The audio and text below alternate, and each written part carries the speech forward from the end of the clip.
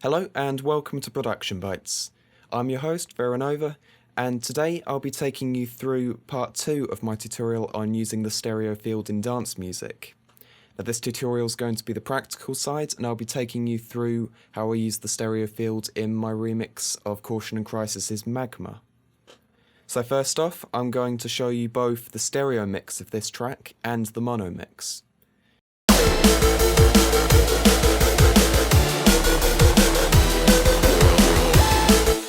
And here is the track without any of the stereo processing.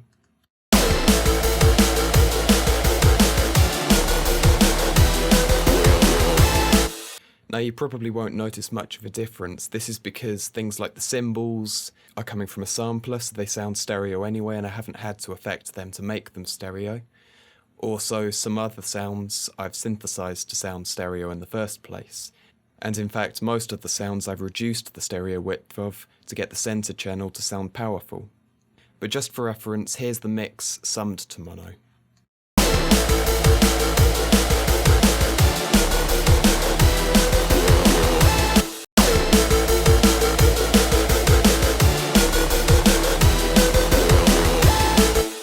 So going through this mix, I'm going to start with the drums. The kick and the snare are both in mono. However, with the snare, because I'm layering it up from multiple samples, and some of those samples are sampled from Easy Drummer or live samples, I've put a stereo enhancer on and I've converted it completely to mono just so I've got no left or right channel phase problems. The next thing is the cymbals. Now these are already in stereo because this is Easy Drummer playing the cymbals. So I've just left that alone. And the next thing, which is stereo, is this break here.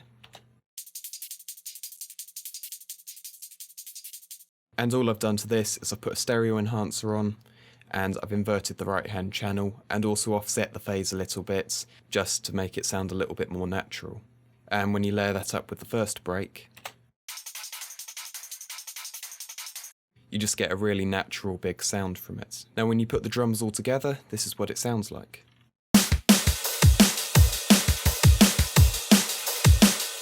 And again, for reference, if I just convert this to mono, and I'll convert it back and forth a couple of times, you'll hear what a big difference having your drums in stereo makes.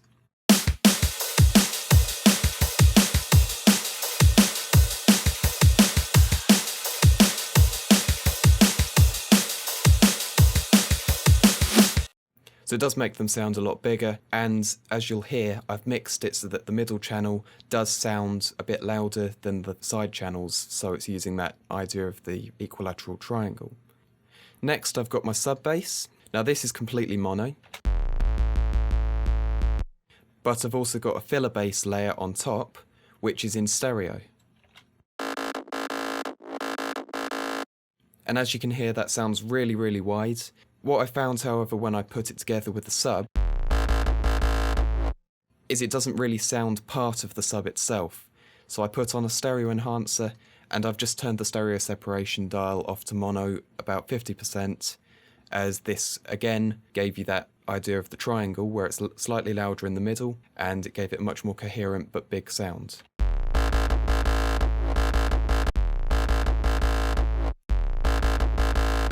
Also worth noting is I've rolled off the low end on it about just above 200 Hz, so it's not getting in the way of the snare punching at 200 Hz, and also you don't get any phase issues when the low end is summed to mono.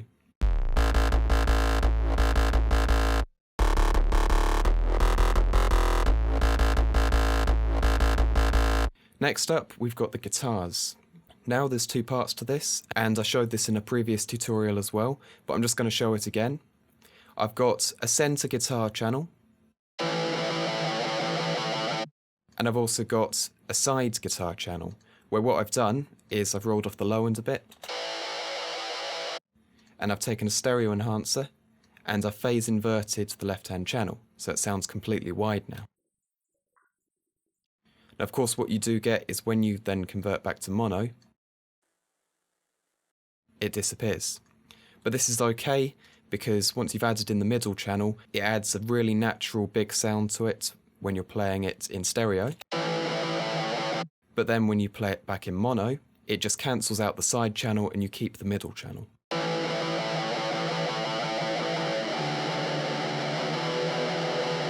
And as I spoke about with the theory, this is how you can use phase inversion and phase cancelling to your advantage in music production.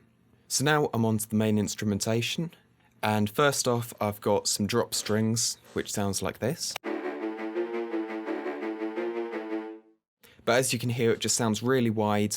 Being that this is the drop, however, I want a really powerful coherent sound in the middle of the mix, so I've put a stereo enhancer on, and I've summed that to mono. This is more of a creative decision, however, it's not necessarily a rule. Then the next thing is this lead.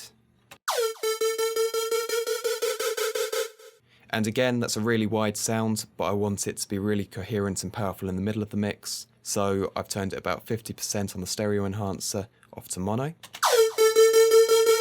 And again, you'll hear it's mostly dominant in the middle, but it's still got some side channels going back to that equilateral triangle.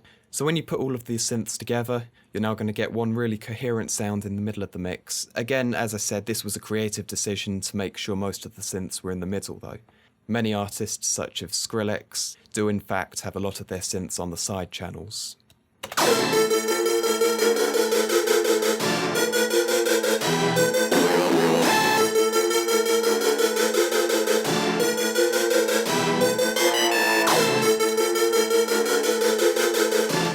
So as you can hear from that, it just adds a bit of a bigger sound to it, and once you put all of these tracks together, you get this one big powerful sound.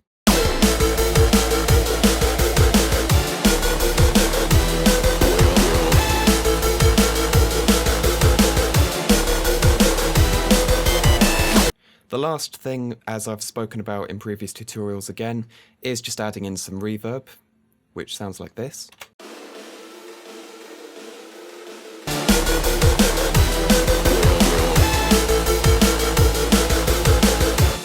And you don't even really hear it once you've got the full mix playing, but it does fill in the gaps in the stereo field a bit. So that's it for this episode of Production Bytes. I hope you enjoyed it. Please subscribe, please like and comment. And if you've got any suggestions for future tutorials, head over to our Production Bytes Facebook page and leave a comment suggesting it. Until next time.